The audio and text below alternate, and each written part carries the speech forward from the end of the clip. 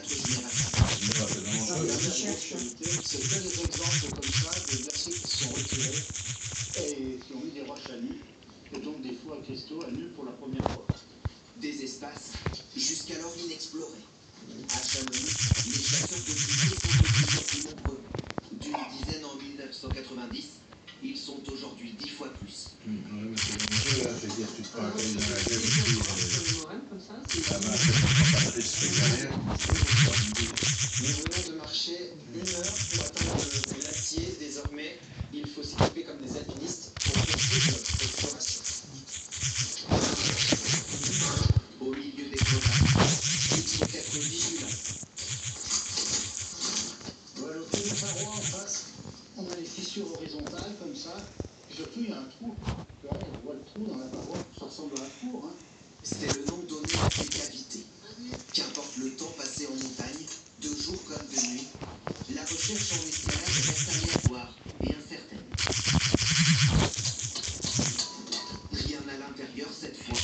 Mais regardez ce butin. Ouais, mais regarde, Il voilà là-dedans, et puis c'est la Comme quelqu'un qui voit des champignons, qui aurait d'un coup une énorme plaque de champignons, un endroit où il n'est jamais allé, là c'est pareil, sauf que les champignons sont des éphémères. C'est vrai que c'est grisant. Ni diamant, ni saphir, mais des cristaux de quartz, fruits d'une radiation naturelle formée il y a des millénaires. Ça coûte 200-300 €. Hein. Non, c'est un joli caillou. De temps en temps, dans le petit escalier, on peut effectivement explorer des pièces. 30, 40, 50 Ça coûte cher. T'as vu le prix que ça coûte? fois dans la vie. Ah oui, mais moi, tout ce que je ramène en fond air, alors. Dispose d'un droit de Je ramène préemption des sur trucs, c'est chacune bien. des découvertes. Ah! Se On retrouver laisse dans dehors, ce et musée, puis... au milieu de plus de 2000 minéraux, comme cette fluorine rouge, unique au monde. Mais t'as un droit de préemption. Ah, forcément, là. Lui aussi sculpte les paysages, le vent est chez nous bien souvent. Moi, j'avais trouvé des cailloux, ça fait comme des araignées. J'en ai encore un, alors. Et puis, il y avait la nièce Soral, alors, qui était venue, là. Puis, j'avais montré. Et elle me dit, oh, bah, dis donc, moi, tu peux m'en donner un? J'ai dit, oui. On creusait, c'était vers juillet. Ça était rempli, il y avait un passage, c'était que de ça. Et ben, elle en avait, comme elle était docteur en machin préhistorique, là. Ben, c'est un cerveau, hein, c'est pas... Mon fils, il connaît des gens bien, de temps en temps. Et puis, du coup, elle m'a dit, ces cailloux-là, c'était pour mettre dans un genre de musée là-bas, où qu'elle était. Et ben, elle disait que là, elle me dit, tu devrais les garder, puis essayer d'en faire. J'ai dit non, on n'est pas trop pleurer quand t'es chez les gens. Les deux fonctions principales, elles servent à Vous mesurer n'avez pas tout embarqué, hein.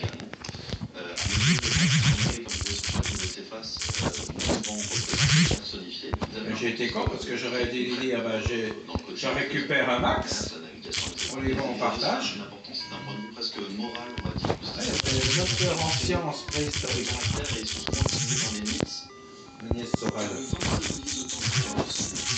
Poisson. Ah, c'est pas donc que t'as fait ça l'école avec.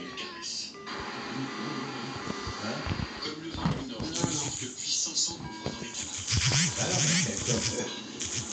Peut-être que la grand-mère. De plus en plus dévastateur. Ouais. Ah non, mais à chaque fois qu'on te parle de quelqu'un, tu es à l'école avec, alors c'est pas facile. Parce que tu m'aurais dit ça, je t'aurais dit, là tu te fais de ma gueule. Parce que la nièce Soral, elle était dans le 59.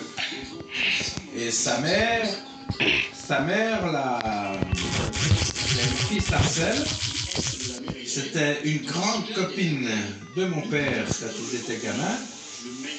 Parce que sa mère, elle faisait la casse-cou, elle cassait tout. Elle a fini comme mon père, avec un cancer, tout le bordel.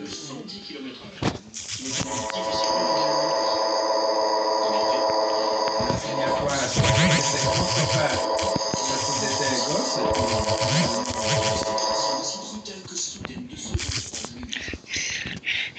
c'est cela qu'on appelle le médicament.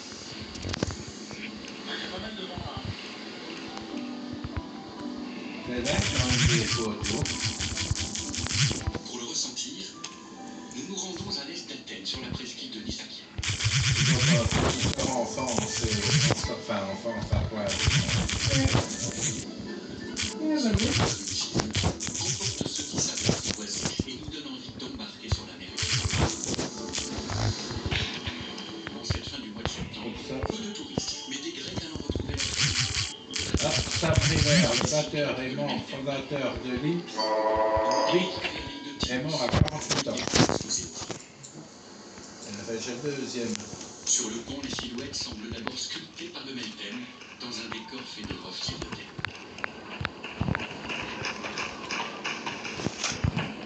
Mort à 27 ans. Acteur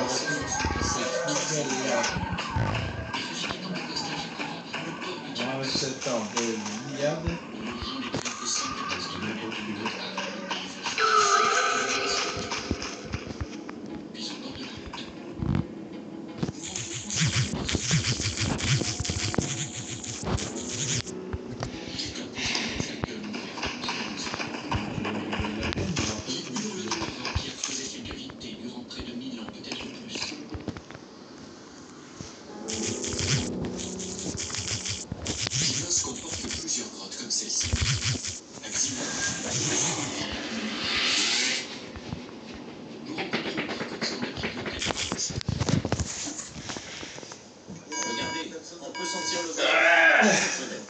J'ai les pas de corps. Un système de climatisation dans le village. Pas chaud, j'ai vraiment là. J'espère que j'ai pas chopé tout le monde.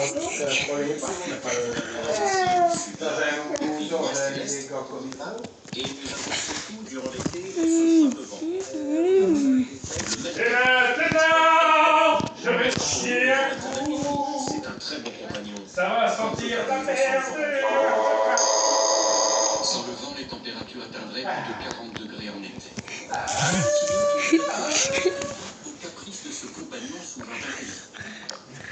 D'étroites ruelles, des ouvrages protecteurs et un peu partout, des rangées de bambous pour abriter les plantations. Nous avons tous les types de plantations, mais en petite quantité. Et regardez ces pigeonniers.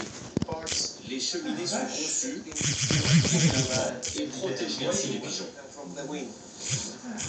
Les anciens n'avaient pas besoin de tout ça. Les arbres sont orientés au sud. Ils savaient donc où le nord se trouvait. Suivant la cible des arbres, nous passons les cultures en terrasse.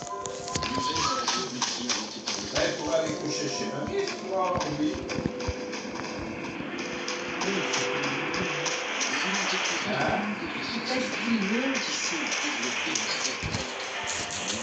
Elle se trouve au creux d'une vallée, des arbres, colisés au grand chêne, semble s'être réunis.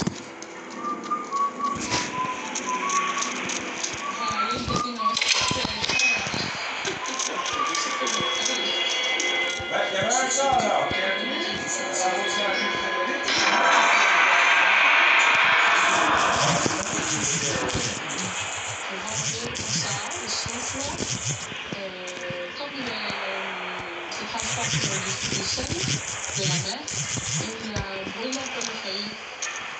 Sur ce sol granitique ont été pointés des cépages indigènes, particulièrement résistants. Pour le travail de la vigne et du vin, le vent est devenu un art. C'est vraiment les maladies, les règles des gens qui travaillent, c'est très important. Donc, c'est un vin qui représente les personnes qui le font. Et ce vin, justement, et qui a l'image de Tinos. Salinité, harmonie, finesse. C'est l'influence du vent qui importe la salinité de la mer.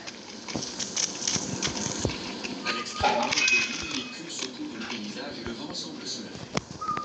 La baie des collines Sutra est déserte et contre toute attente, comme déposée là par le vent, nous rencontrons Elias.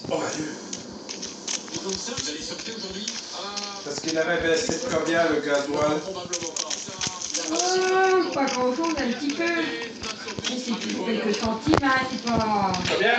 C'est toujours quelques centimes, hein. De Grèce où le surf est possible. Pas, C'est pas 20 centimes, 10 centimes. ouais, quelque chose de ça. Je sais plus combien il était la dernière fois, il parlait qu'il était à 60. Bon, il a baissé de 4 ou 5 cents. Il a pas... Et lorsque la hauteur est à son maximum, Il va être comme ça pour les vacances, logiquement. Donc, Tu vas chez Mamie, toi? Pourquoi? Ah, comme ça, ça sera en Avant de l'embaucher, son employeur a dit. c'est sympa, toi. Ouais, c'est les vacances, ça marche. C'est la parole de plus. Alors, dis-nous. si mon travail c'est d'être ici toute la journée, si je peux manger du vent, je le ferai. Et j'aime ça. C'est bien.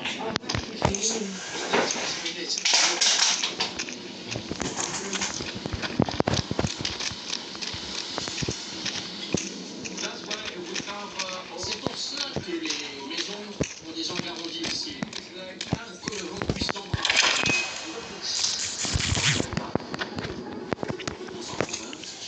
Nous nous rendons dans l'un des plus anciens villages.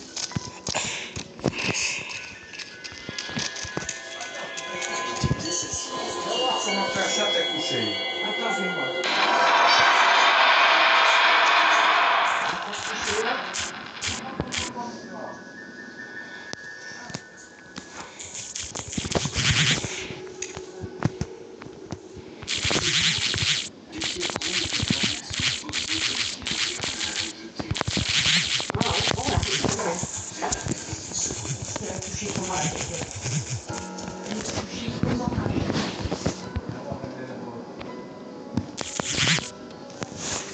Dino s'éloigne dans les airs. Les passagers ont l'habitude. À l'abri du vent, ils volent d'île en île comme leurs ancêtres de l'Antiquité. Nous naviguons jusqu'à Ios, la dernière étape sur notre route du vent. Songeant à un récit mythologique qui a traversé les siècles, Ulysse et l'Odyssée, nous imaginons que le dieu du vent confiant à Ulysse un sac. Pourquoi avoir? Le sac est ouvert par ses équipiers trop curieux. Oui.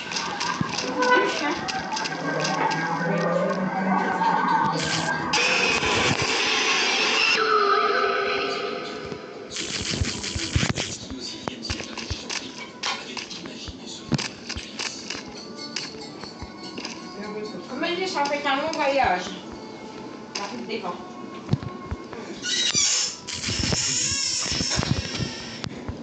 Et la tombe d'Homère, l'auteur de l'Ulysse, comme offerte au militaire.